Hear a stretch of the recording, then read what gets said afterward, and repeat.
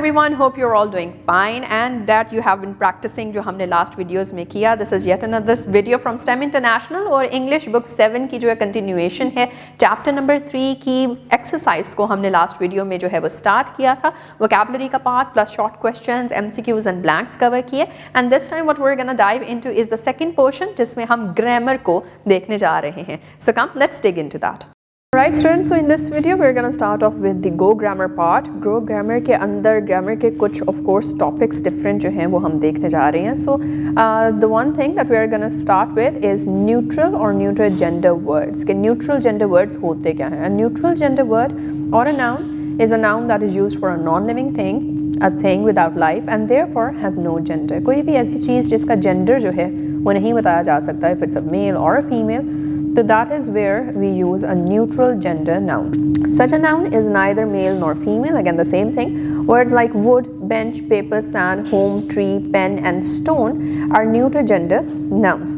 तो जिस तरह से wood है, bench है, paper है, sand है, घर है, इसको किसी चीज़ को भी जो है वो she या he का pronoun हम नहीं attach कर सकते. It's going to be it and therefore what we know is that these are all neutral gender nouns. Example के तौर पे the table is made of wood. See, the table over here is neither a she nor a he but is a neutral noun. She wrote her name with a pen. अब she का हमें gender पता चल रहा है, her से हमें gender पता चल रहा है, लेकिन pen जो है itself उसका कोई भी gender यहाँ पे नहीं है. So that is why again an example of neutral gender noun. The house has 2 rooms. House जो है again a neutral gender. We need some water. Water again neutral gender. The book is on the shelf. Book itself can neither be he nor be she. Therefore it's a neutral noun. Some words refer to groups such as a team, class or crowd. Although these words represent people, they are used as neutral because they refer to a group as a single unit. जिस तरह के कुछ collective nouns होते हैं जैसे कि group है, team है, क्लास है, क्राउड है, ये सारी की सारी चीज़ें ऑल्दो के इंसानों एक मजमूए का नाम होता है बट स्टिल उसका कोई भी जेंडर नहीं होगा. इन सबको न्यूट्रल ही कहा जाएगा. क्यों? क्योंकि एज अ ग्रुप हम उसको रेफर कर रहे होते हैं. ये किसी एक इंसान की ही और शी की बात नहीं हो रही होती. एग्जाम्पल के तौर पे द क्लास इज़ क्वाइट. तो क्लास जो है it's general neutral. Then the team is ready for the match. तो team gender neutral. Now we have a task on page 32 that is underline the neutral gender words in each sentence. The chair is broken. यहाँ पे कौन सा आएगा? I hope you have guessed it out. That is chair. Then he placed the bag on the table. तो यहाँ पे हम देख रहे हैं हमारे पास 2 gender neutral जो है वो nouns आ रहे हैं. एक bag भी है और दूसरा table भी है. Then Sarah plans to build a room. The room is here a neutral gender word. She needs a piece of paper. तो यहाँ पे paper जो है that is a neutral gender word. The crowd was excited. Again, crowd, a group of people but cannot be specified as a he or a she. Therefore, crowd is the neutral gender word. And now we move on with the next part that is adjectives. Adjectives जो है वो हमने पहले भी पढ़े हैं. आइए revise कर लेते हैं. Adjectives are words that describe nouns or pronouns. They can change their form to show comparison. किस चीज़ को describe कर रहे होते हैं adjectives? Nouns को भी describe कर सकते हैं और pronouns को भी describe कर सकते हैं और अपनी form जो है चेंज कर सकते हैं ताकि कंपैरिजन जो है वो दिखाया जा सके. तो हमने 3 डिफरेंट जो है वो टाइप्स के ऊपर आज फोकस करना है. The first one is regular adjective. Regular adjectives वो होते हैं it is a form of an adjective. It forms their comparative and superlative degrees by adding er and est or using more and most before the adjective. कोई भी ऐसा adjective जो use हो रहा है वो comparison के लिए superlative degrees की तरफ बढ़ रहा है, चाहे er, चाहे est या by the end लगा के या फिर उस word से पहले adjective से पहले more और most का इस्तेमाल करते हुए जब description आ रही हो आपके सामने तो वो regular adjective होते हैं. Example के तौर पे small है तो वो smaller और smallest हो सकता है. क्लीन है तो कंपैरिजन में क्लीनर और क्लीनेस्ट हो सकता है. बिजी है तो बिजियर एंड बिजिएस्ट हो सकता है. केयरफुल है तो केयरफुलेस्ट नहीं होगा कुछ भी बल्कि more careful and most careful होगा. एंड इसी तरह से इंटरेस्टिंग को भी अगर हम जो है वो सुपरलेटिव डिग्रीज की तरफ लेके जाते हैं तो more interesting and most interesting. Then we have the second kind of adjectives that is irregular adjective. These are those that do not follow the usual rules of adding er or est or using more or most. Their comparative and superlative forms change completely. ऐसे adjectives जो कि ER या EST के साथ नहीं use हो रहे, ना ही तो more और most का यहाँ पे इस्तेमाल हो रहा है, बल्कि comparative या फिर superlative forms के अंदर वो word ही completely change हो जाता है। जैसे कि good है तो good का आगे comparative आ जाता है better और superlative आ जाता है best। ऐसे ही bad है तो उसका comparative आ जाता है worse और superlative आ जाता है worst। The same goes for little, which when comparative turns to less and when superlative turns to least. Much when turned comparative it becomes more, and when turned superlative it becomes most. Far when it becomes comparative turns to farther, when it becomes superlative it turns to farthest. फिर हम आ जाते हैं जनाब अपने अगले adjective की type के ऊपर, that is the absolute adjectives. Absolute adjectives जो होते हैं these are those which express ideas that cannot be measured or graded and such are called absolute adjectives. कोई भी ऐसे आइडिया को एक्सप्रेस किया जा रहा है, डिस्क्राइब किया जा रहा है जो कि ना ही मेजर किया जा सकता है और ना ही ग्रेड किया जा सकता है, उनकी कोई भी कंपैरेटिव या फिर सुपरलेटिव फॉर्म नहीं होती। They do not have comparative और सुपरलेटिव फॉर्म्स। एग्जाम्पल के तौर पे परफेक्ट, परफेक्ट का कोई कंपैरेटिव कोई सुपरलेटिव नहीं है। Perfect is perfect, that is complete, unique, empty, final, entire, ये सारी चीज़ें हैं। इनको आप कंपैरेटिवली जो है वो ना ही कंपैरेटिवली इसकी फॉर्म बना सकते हैं, ना ही इसकी सुपरलेटिव फॉर्म बना सकते हैं, ना ही इसको मेजर कर सकते हैं इसकी इंटेंसिटी को, या इसकी कोई ग्रेडिंग हो सकती है। एग्जाम्पल के तौर पे कुछ सेंटेंसेस हैं हमारे सामने, आइए उनको भी पढ़ लेते हैं। Adeel is the tallest boy in the team. अब यहाँ पे ये जो टॉलेस्ट यहाँ पे आ रहा है that is basically a regular adjective. Next, this road is the longest in the area. Longest है, अगेन लॉन्ग से लॉन्गेस्ट बना है तो रेगुलर एडजेक्टिव आ गया। Then she solve the hardest question easily, again हमारे पास रेगुलर आ गया। The bottle is empty. Now what we know is कि एम्प्टी का और कुछ भी जो है वो कंपैरेटिव या सुपरलेटिव फॉर्म नहीं है, therefore it's an absolute adjective. This is a perfect place for picnic. तो हम यहाँ पे भी देख रहे हैं कि we have an absolute adjective.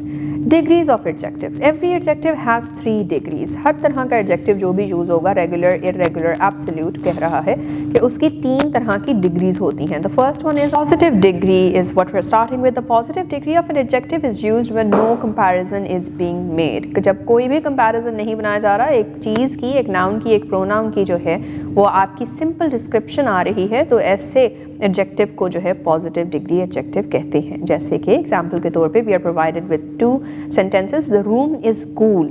We didn't say the room is cooler than the other room. कोई comparison नहीं है. It's a simple fact stated over here, or description stated over here. Therefore, it's a positive degree. He is an honest man.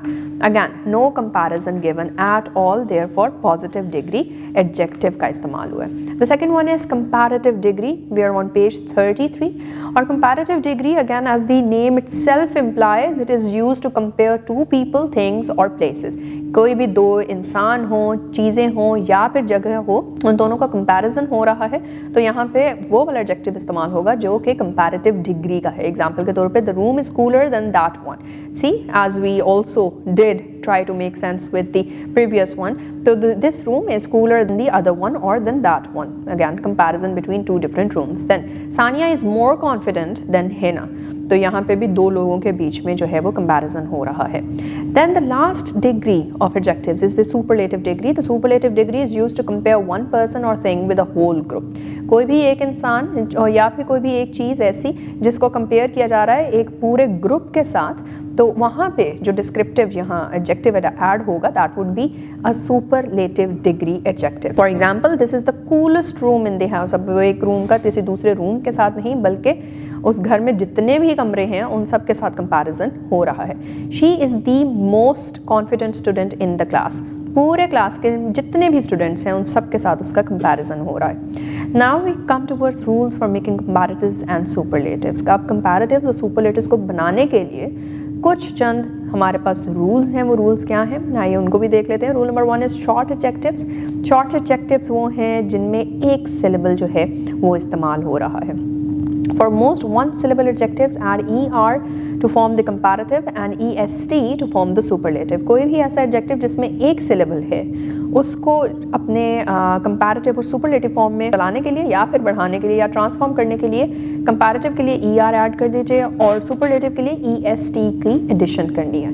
Example के तौर पे अगर slow है, we see के एक ही सिलेबल है ना, एक वॉल साउंड आ रहा है, तो वो कंपैरेटिव होगा तो स्लोअर हो जाएगा और सुपरलेटिव होगा तो स्लोएस्ट हो जाएगा। ऐसे ही fast, again one syllable, one vowel sound, अगर कंपैरेटिव होगा तो फास्टर, अगर सुपरलेटिव होगा तो fastest. And then we have old, अगर कंपैरेटिव होगा तो older, and then if we come towards the superlative form we are gonna say oldest. Rule number 2 is one syllable adjectives ending in E. कोई भी ऐसा adjective जो कि one syllable का है लेकिन उसके एंड पे ई आता है तो उसको किस तरह से कंपैरेटिव और सुपरलेटिव फॉर्म में कन्वर्ट करना है। If an adjective ends in e, add r for the comparative and s t for the superlative. हमें जिस तरह हम पहले ई आर और ईएसटी डाल रहे थे तो हमारे पास ई ऑलरेडी है, तो r for comparative and s t for superlative. Again easy, right. Example के तौर पे we have nice, we see के we have an e at the end itself, तो nicer in comparison or in comparative form and nicest in superlative form. फिर safe, safer for comparative and safest for superlative. Rule number 3, one syllable adjectives with consonant vowel consonant pattern. अब इसके अंदर जो है हम देख रहे हैं कि एक particular adjective जिसमें एक ही syllable आ रहा है और it ends in one consonant preceded by a single vowel. Precede करने का क्या मतलब होता है, पहले आना होता है। So एक पर्टिकुलर ऐसा एडजेक्टिव जिसमें एक ही सिलेबल आ रहा है और उसमें एक कॉन्सोनेंट प्रिसीड कर रहा है एक सिंगल वाउल के, double the final consonant before adding ER for the comparative और EST फॉर द सुपरलेटिव। अगर उसको कंपैरेटिव में करना है तो ER डालना है और अगर सुपरलेटिव करना है तो EST। जैसे बिग, बिगर और बिगेस्ट। हम एंड पे देख रहे हैं हमारे पास एक कॉन्सोनेंट है लेकिन उससे पहले एक सिंगल वावल आ रहा है। G is a consonant, I is the single vowel. Hot के अंदर O is the single vowel which is preceding T at the end which is the consonant. तो हॉट से हॉटर, हॉटर से hottest. उसके बाद जी rule number 4, adjectives ending in Y। कोई भी ऐसा एडजेक्टिव जो कि जिसके एंड पे Y लगता है तो उसको किस तरह से हम चेंज करने जा रहे हैं। Change Y to I and add ER for the comparative and EST for the superlative। कहीं पे भी किसी वर्ड के एडजेक्टिव के एंड पे Y है तो सबसे पहले तो Y को काट के I कर दीजिए और अगर कंपैरेटिव फॉर्म में बना रहे हैं तो I के बाद फिर ER ऐड करेंगे और अगर सुपरलेटिव है तो EST। जिस तरह हैप्पी से हैप्पियर एंड हैप्पीएस्ट, ईजी से easier and easiest. Rule number 5, long adjectives 2 or more syllable. अभी तक हमने जितने भी किए उसमें हम सिंगल जो है वो सिलेबल्स देख रहे थे।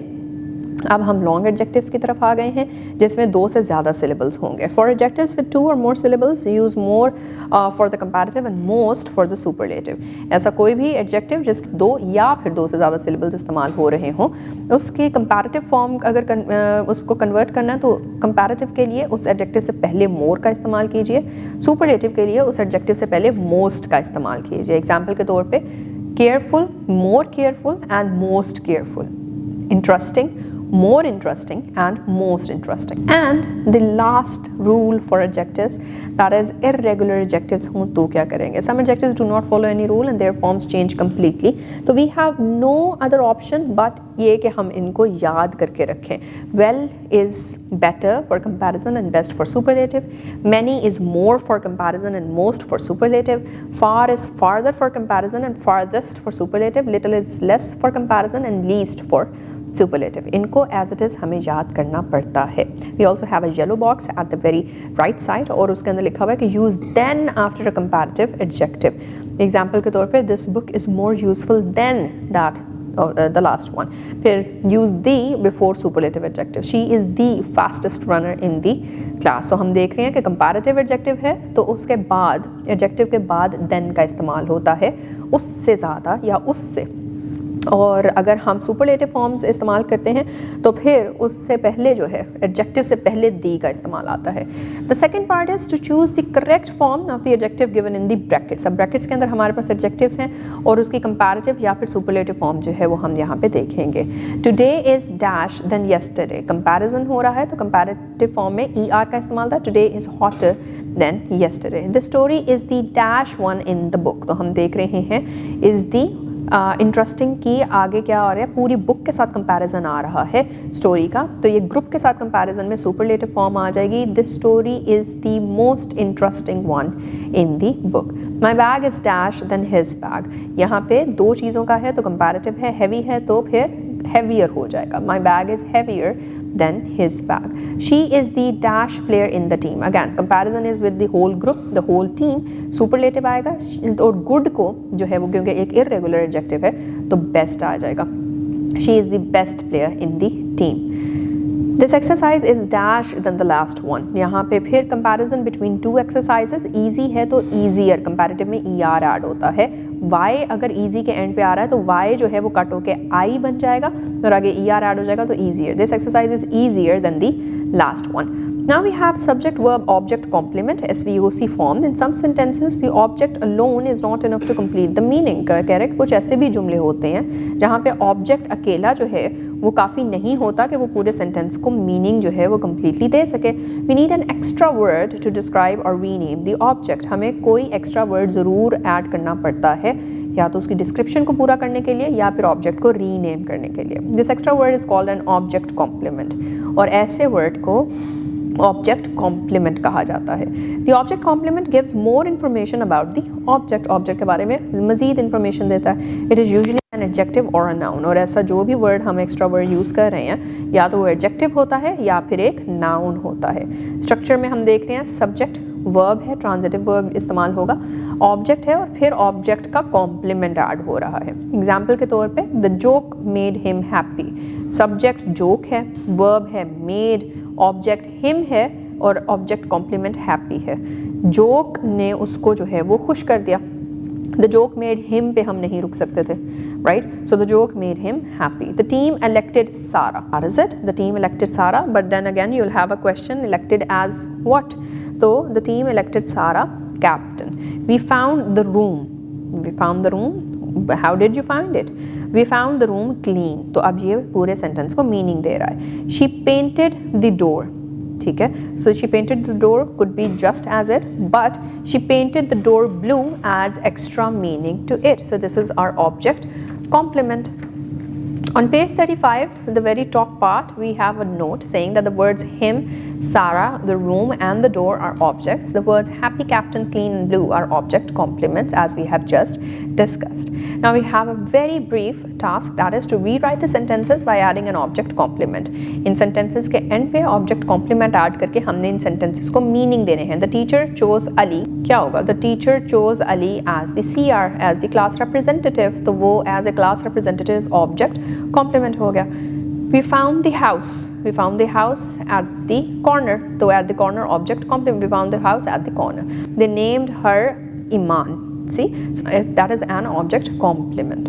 Okay, so now that we're done with this particular portion, हमने क्या क्या कवर कर लिया है? हमने ग्रामर के अंदर जो है वो देखा कि एडजेक्टिव्स की डिफरेंट फॉर्म्स क्या होती हैं, not only forms but also different degrees कौन कौन सी हैं, किस तरह से हमारे पास जो है वेरियस रूल्स हैं जिससे हम प्रिडिक्ट कर सकते हैं और हम ये देख सकते हैं कि एडजेक्टिव्स को कंपैरेटिव या सुपरलेटिव फॉर्म के अंदर हम लेकर आना है तो किस तरह से एडिशन होती है, ER की, EST की, मोर की, मोस्ट की, etcetera etcetera, and even how do we understand and use irregular adjectives. So I really hope that you will keep on practicing it, not only the options or examples which are provided in your book, but from elsewhere as well, for example, internet sources, yes. And with that, we'll now meet in the next video. So till then, keep practicing, yes, and take care.